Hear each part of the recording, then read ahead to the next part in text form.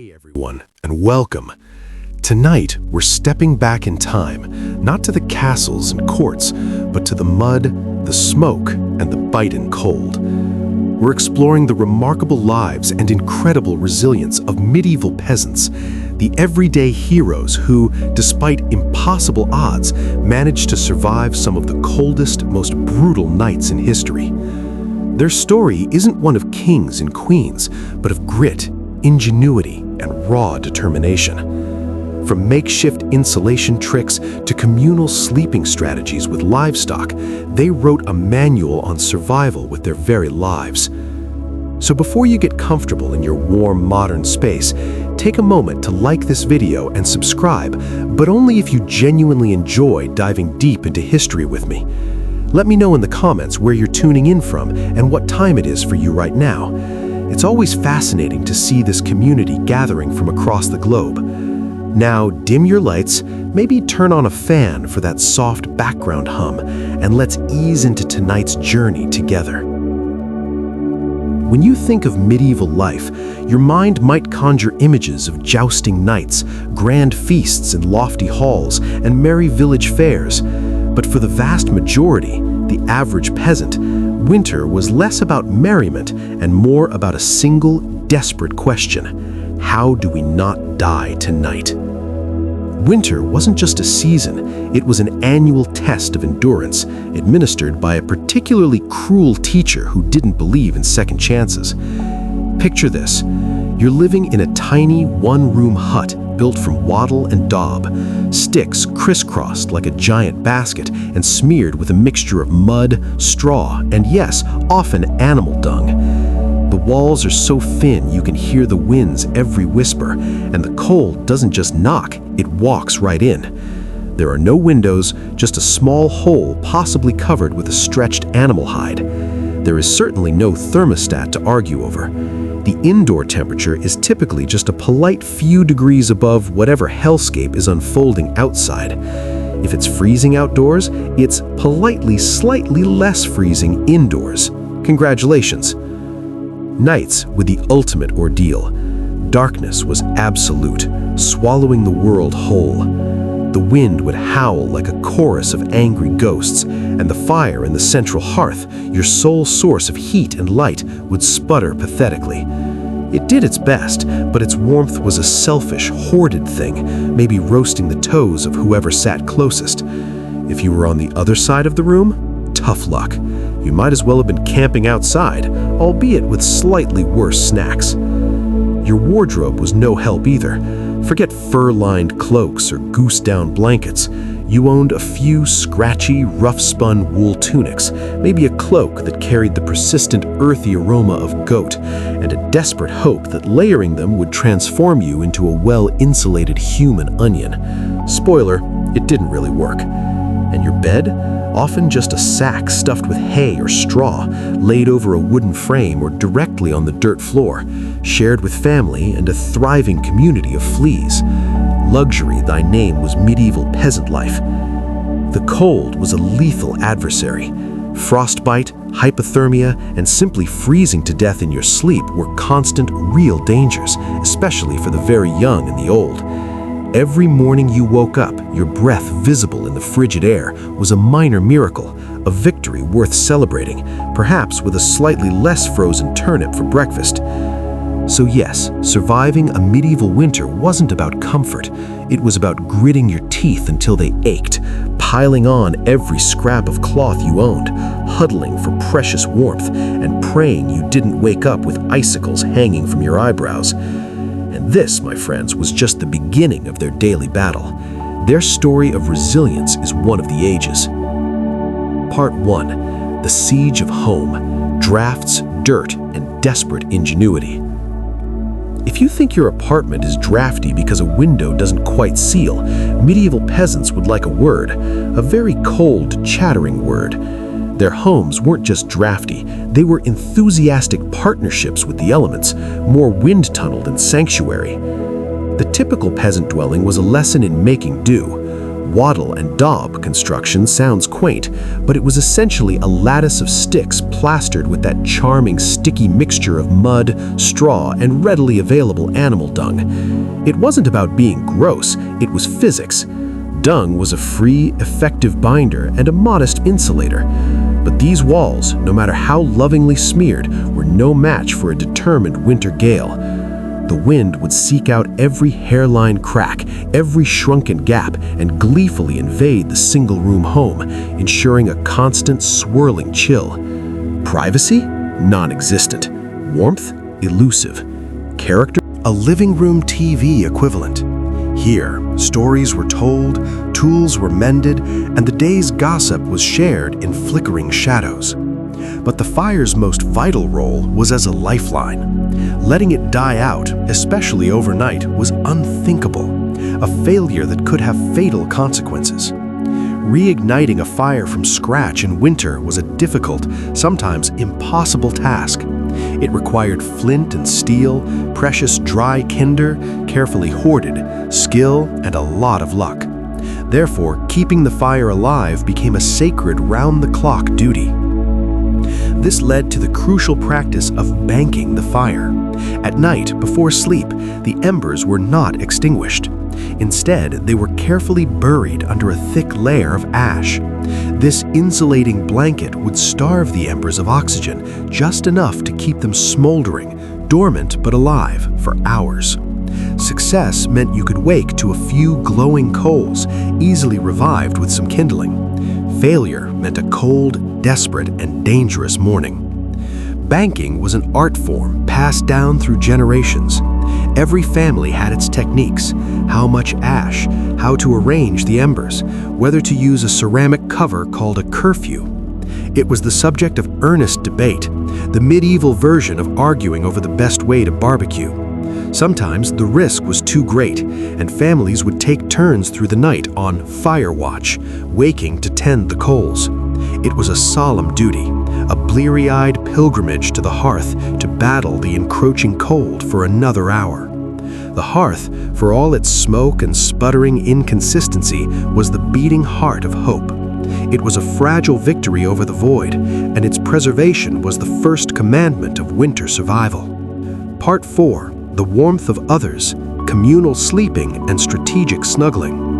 When the fire's heat was too feeble to reach the corners of the room, medieval peasants turned to the most reliable, renewable heat source available: each other.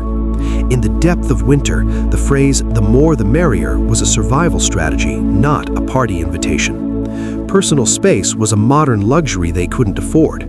Preserving body heat was a communal project.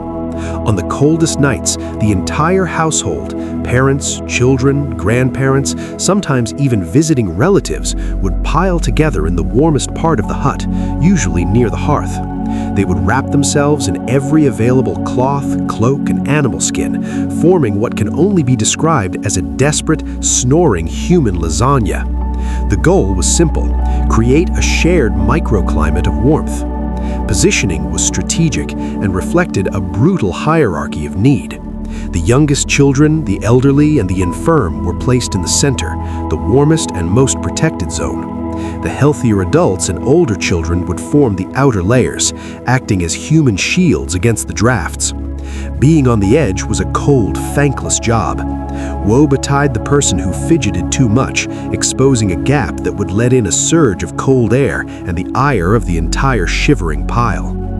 Bedding itself was often communal. The family might share one large straw-filled mattress or a pile of cloaks on the rushes. It wasn't fragrant or private, but it was efficient. This extreme physical closeness fostered a deep, practical intimacy. Long winter nights were filled with whispered stories, shared fears, and the simple animal comfort of shared warmth.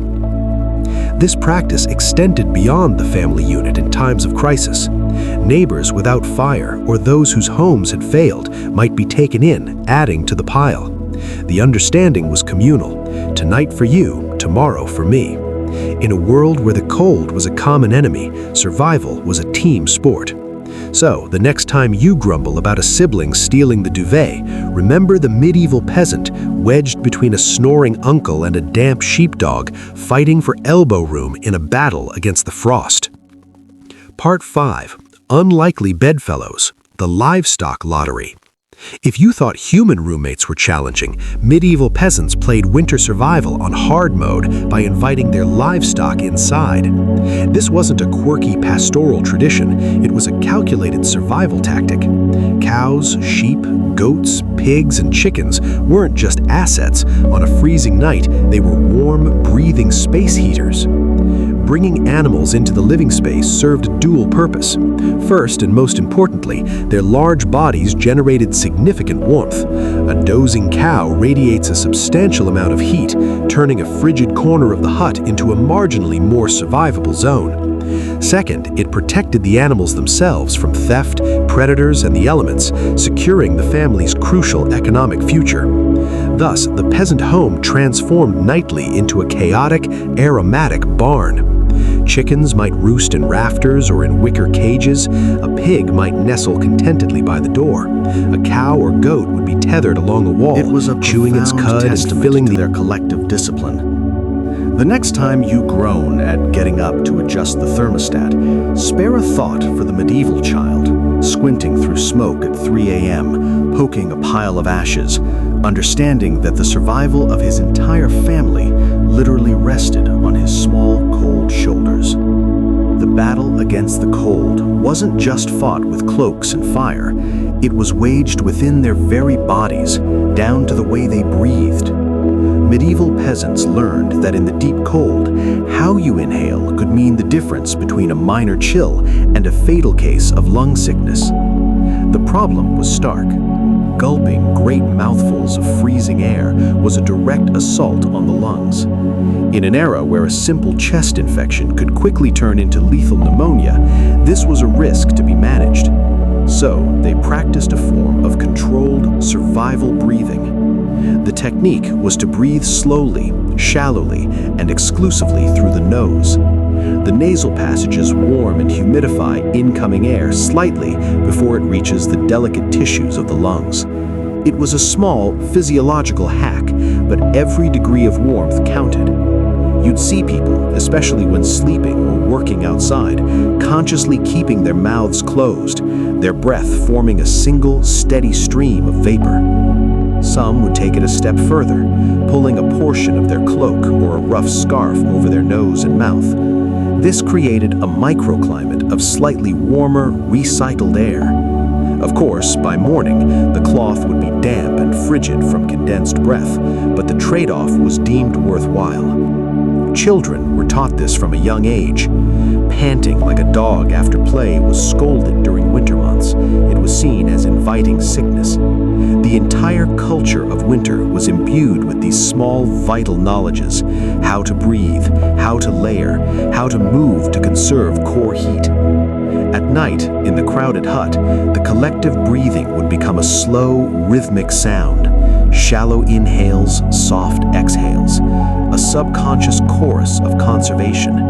It was the sound of a body at war with its environment, using every trick, every instinct to preserve its precious inner furnace. In the grand manual of survival, it was a subtle chapter, but a vital one. To live through the winter, you must first learn how to breathe it. In the medieval peasant's arsenal against the cold, one of the most effective weapons was a full belly. They intuitively understood a basic metabolic truth. Digestion generates heat. A substantial meal before bed wasn't about indulgence, it was about stoking your internal furnace to burn through the long frozen night. This was calorie counting for survival. The more energy-rich food your body had to process, the more heat it would produce as a byproduct. So, the evening meal, while rarely lavish, was strategically heavy. Think thick, hearty stews bubbling for hours in a pot over the fire. These stews were a masterpiece of making do, base of grains like barley or oats, thickened with dried peas or beans, and bulked out with every available root vegetable vegetable, turnips, parsnips, onions, carrots. Scraps of salted meat or bacon, if available, would add precious fat and protein. Bread, dense and chewy, made from rye or mixed grains, was a staple to soak up the broth. A belly full of such food sat like a warm, heavy stone, slowly releasing energy and heat for hours. Fatty foods were particularly prized, as fat metabolizes slowly, providing a long, steady burn. This practice was non-negotiable, especially for children. A picky eater wasn't coddled, they were insistently fed, because an empty stomach meant a cold body, and a cold body was vulnerable. Eat your porridge or you'll shiver all night was not an empty threat, but a statement of fact. Of course, this came with side effects. Vivid, strange dreams fueled by a digestive system working overtime on a belly full of fibrous roots were common. The close quarters meant that the night air was also filled with other, less poetic digestive sounds. But in the calculus of survival, a night of bloated, noisy sleep was infinitely preferable to a silent, frozen one. They were, in essence, turning themselves into biological, slow combustion heaters, one hearty, humble meal at a time. Internet-free Creative Commons license playbook for AI, authored by D. Anonymous. The breath of survival, conserving warmth from within. The battle against the cold wasn't just fought with cloaks and fire, it was waged within their very bodies, down to the way they breathed. Medieval peasants learned that in the deep cold, how you inhale could mean the difference between a minor chill and a fatal case of lung sickness. The problem was stark. This package would then be shoved deep into the straw of the mattress, right where feet or the core body would lie. The stone, radiating heat for hours, would transform a section of the freezing bed into a haven of localized warmth. It was a risky comfort. An improperly wrapped stone could scorch the bedding or even start a fire.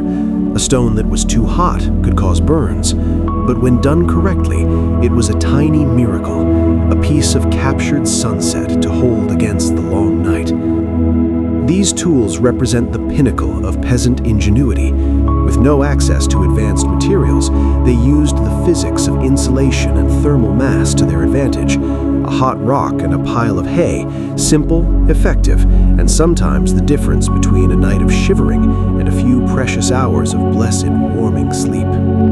Part 11. Hearthside Hierarchy, the Politics of Proximity. In a one-room home where the hearth was the sole source of heat, real estate was defined by proximity to the flames. Where you slept wasn't about preference, it was a matter of status, health, and survival, dictated by a brutal, unspoken hierarchy. The prime spots, the front row seats to the fire's meager glow, were reserved for the most vulnerable and the most valued. Infants and very young children with their fragile bodies and inefficient temperature regulation were placed closest to the heat. Next came the elderly, whose diminished circulation made them susceptible to the cold. Anyone who was sick or injured also claimed a spot in the inner circle. Protecting these individuals was an investment in the family's future and a moral duty. Parents and healthy older children formed the next rings. They acted as buffers, absorbing the colder drafts and radiating their own body heat back towards the center. The strongest adults, or perhaps a servant if the family had one, might take the outermost positions, truly on the frontier of the cold. This created a delicate and often tense nightly negotiation. Being too close to the fire came with its own dangers. Sparks could burn holes in precious woolens, or the uneven heat could roast one side of your body while the other froze. But being too far away meant a night of relentless, bone-deep chill. Pets and livestock, as we've discussed, complicated this map.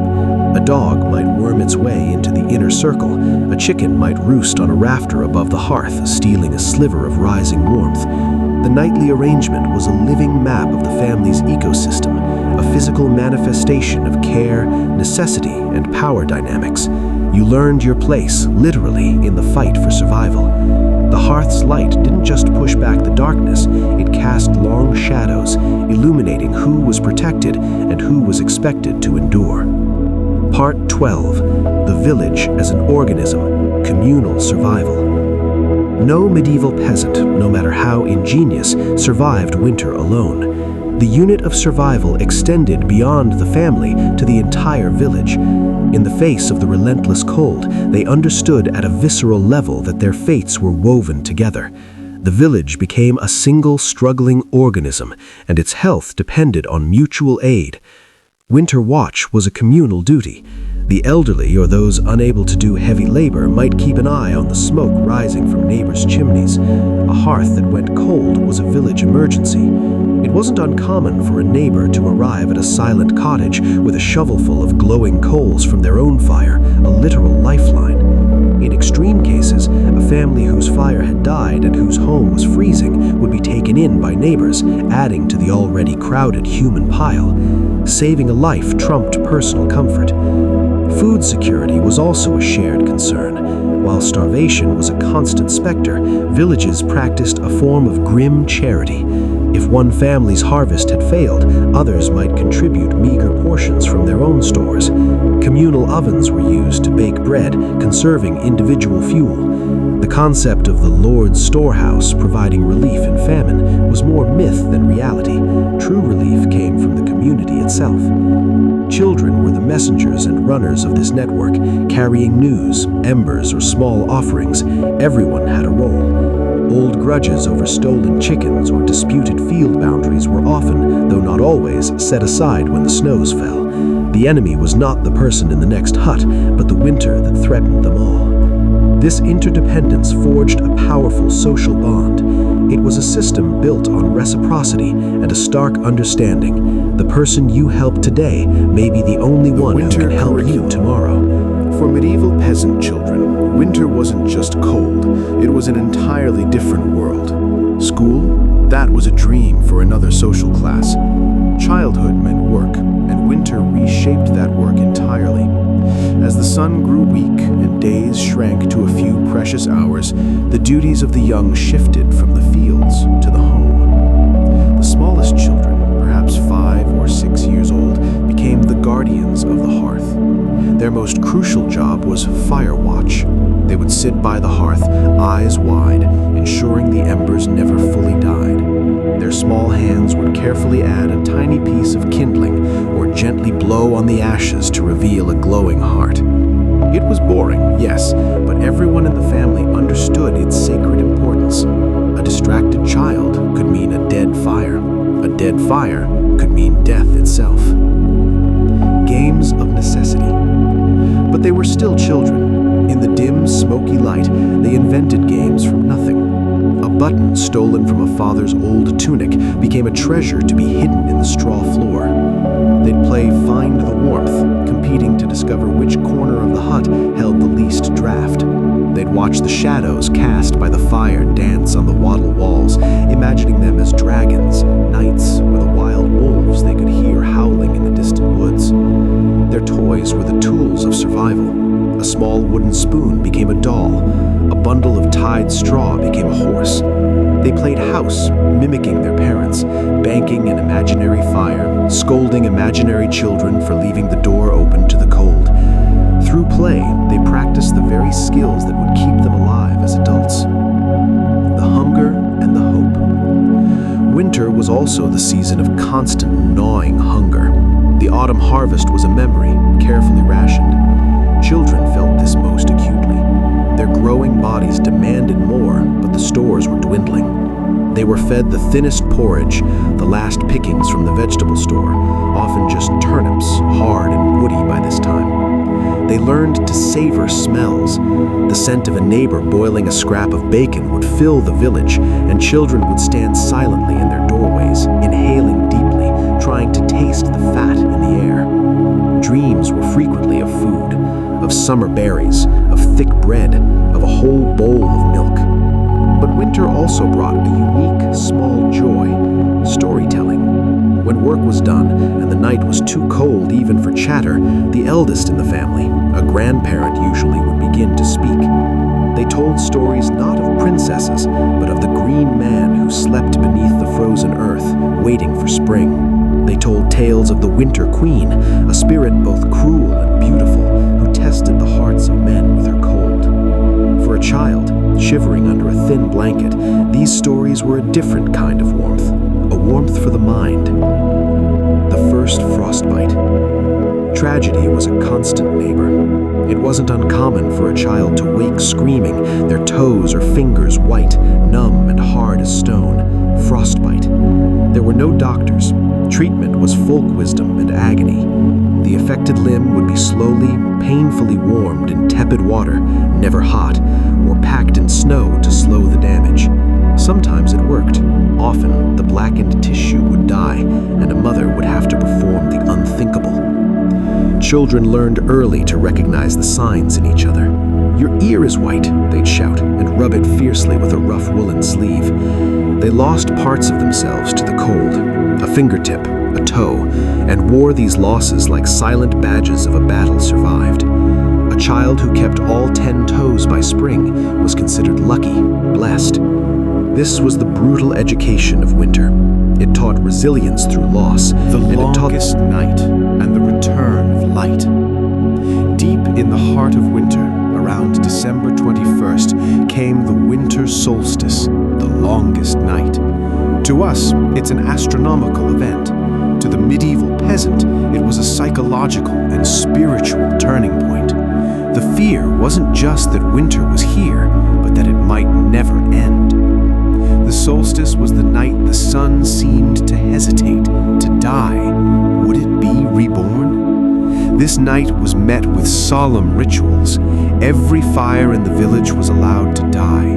Then, using a sacred method, like friction from a need fire drill, a new, pure fire was kindled. A torch from this fire would be carried from house to house, relighting every hearth. It was a powerful symbol, the community's shared light, reborn together, pushing back the darkness. For a moment, the crushing isolation of each struggling household was broken. They were one village, sharing one flame of hope. Christmastide, a brief carnival. Soon after came Christmas, or Christmastide, the 12 days from December 25th to Epiphany. For the peasant, this was less about the birth of Christ, though they attended Mass, and more about a sanctioned, crucial break. The lord of the manor, following ancient custom, was obliged to provide a feast. This was often the only time peasants ate fresh meat, boar, goose, or beef. Social roles were temporarily inverted in wild, chaotic customs, like the Feast of Fools. A peasant might be crowned Lord of Misrule for a day. There was dancing, singing, wassailing, and games. It was a pressure valve, a chance to scream laughter into the face of the winter that imprisoned them. This brief carnival was essential. The sign was not a green leaf or a flower. It was a sound. Drip, drip, drip. The sound of icicles melting from the thatch. The sound of snow slipping from the roof in a wet thud. For the first time in months, the world was not silent. It was weeping with release. People would stand in their doorways, not caring about the cold, just listening to the music of the thaw. Then came the smell. The iron-hard frost began to loosen its grip on the earth, and a deep, damp, fertile smell rose from the ground. The smell of mud, of decay, of life stirring below. It was the most beautiful smell in the world. The air lost its knife-edge sharpness. It was still cold, but it was a wet cold, a growing cold, not a killing cold. The great unfreezing. Life returned in a rush. The village, which had been a collection of isolated, smoke-shrouded forts, opened up. Doors stayed open. People visited neighbors without the urgent purpose of sharing embers. The communal oven, cold for months, was fired up. The first batch of bread baked with the last of the stored grain tasted like victory. But the thaw also revealed winter's toll. The bodies of animals that hadn't survived were found in the fields. The huts, now seen in clearer light, showed damage from snow and ice that needed repair. The ground around them was a quagmire of churned mud and wet filth. Survival was not clean or pretty. It was messy, muddy, and the scars, and the knowledge. As they shed layers of clothing, the physical scars of winter became visible. Fingers missing tips, cheeks marked with permanent red patches from frostbite, the deep, weary lines on the faces of the adults.